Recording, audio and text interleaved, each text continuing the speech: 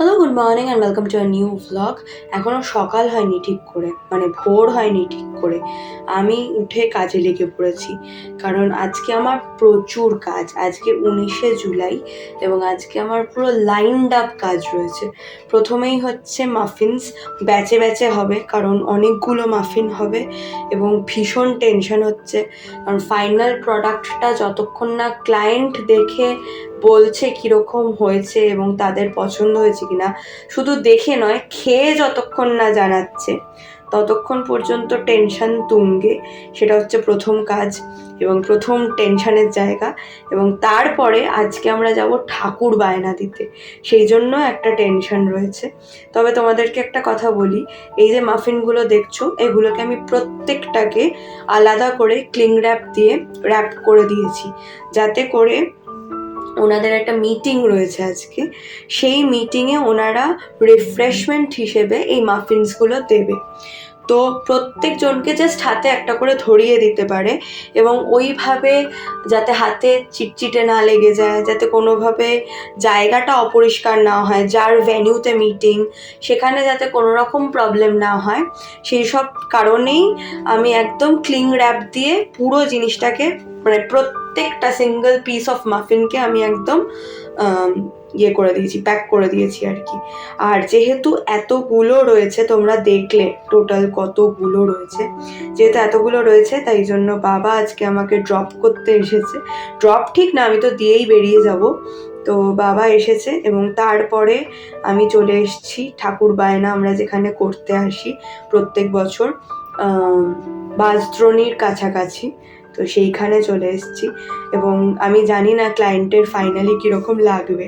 তো ওই টেনশনটা এখনও রয়েছে, যতক্ষণ না ওনারা খেয়ে আমাকে একটা রিভিউ লিখে বা ফোন করে জানাচ্ছেন। তবে ভীষণ মনটা ভালো লাগছে আজকে, খুবই মন ভালো লাগছে, কারণ এইরকম একটা জায়গায়, কুমোরটুলির মতন একটা জায়গায় এলেই মনটা ভালো হয়ে যায়। মানে যে কোনো, সেটা কুমোরপাড়া হতে পারে আর কি, সেটা কালীঘাট হতে পারে, সেটা বাসরণী হতে পারে, সেটা যে কোনো জায়গা হতে পারে। আমার ভীষণ ভীষণ ভালো লাগছে। আর দেখে আশা করি বুঝতেই পারছো যে আমরা কীরকম টাইপের ঠাকুর চাইছি। তবে আলোচনা সাপেক্ষ, এখনও ভীষণভাবে আলোচনা চলছে, কারণ আমাদের তো বিরাট পুজো নয়, কোটি টাকার পুজো আমাদের নয় যে আমরা যে কোনো ঠাকুর চাইবো আর হয়ে যাবে। আর আমাদের একদম হাতে গরম স্পন্সার্সরা রেডি রয়েছে, এরকম তো সিচুয়েশন নয়। বাট ওই আর কি। তবে আজকে একটা মজার ব্যাপার হচ্ছে, ভাগ্যিস সকালবেলা খিচুড়ি খেয়েছি, মানে দুপুরবেলা আর কি, লাঞ্চে ভাগ্যিস খিচুড়ি খেয়েছি। এখন যে পরিমাণ খাওয়া দাওয়া দেখতে পাচ্ছি, আমাদের একজন মেম্বার, ওনার আর কি ফ্ল্যাটের কাছেই এই জায়গাটা ঠাকুর বায়না দিতে আসার। তো সেই কারণে প্রত্যেক বছর আমরা যখন ঠাকুর বায়না করতে আসি, তখন ওনার ফ্ল্যাটে আমরা আসি এবং ঠাকুর বায়না করার পরে মিষ্টি মুখটা আমরা সবসময় ওনার ফ্ল্যাটেই করি। তো প্রথমেই দেখলে যে মিষ্টি রয়েছে, মানে রসের মিষ্টি, কমলাভোগ রয়েছে, তার সাথে সিঙাড়া রয়েছে, তার সাথে সন্দেশ রয়েছে, নিমকি রয়েছে, কত কিছু যে রয়েছে, মানে পরপর পরপর। আর আন্টিরা অলরেডি সার্ভ করতে শুরু করে দিয়েছে, এইবারে আমিও হাত লাগাবো।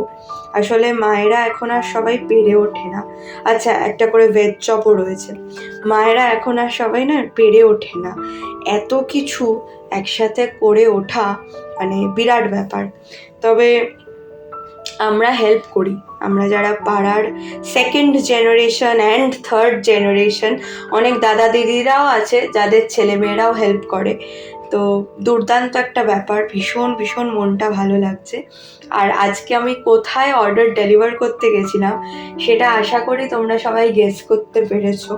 যারা যারা পেরেছো তারা প্লিজ কমেন্ট সেকশনে লিখে জানিও। আমি এসেছি কণিকা আন্টির বাড়িতে ঠিকই, কিন্তু আমার মনটা এখনও ওখানেই পড়ে রয়েছে যে ফাইনালি কি হলো সেটা কিন্তু আমি এখনও জানতে পারিনি। এখন 9:30 বাজে, আমরা সবাই ধরেছি বাড়ি ফেরার পথ, কিন্তু এখনও জানতে পারিনি। যাই হোক, আশা করি কালকের মধ্যে জেনে যাব যে ফাইনাল প্রোডাক্টটা সবার কীরকম লেগেছে। আর তোমাদের আজকের ব্লগটা কীরকম লাগলো সেটা অবশ্যই জানাতে ভুলো না। চলো, টাটা।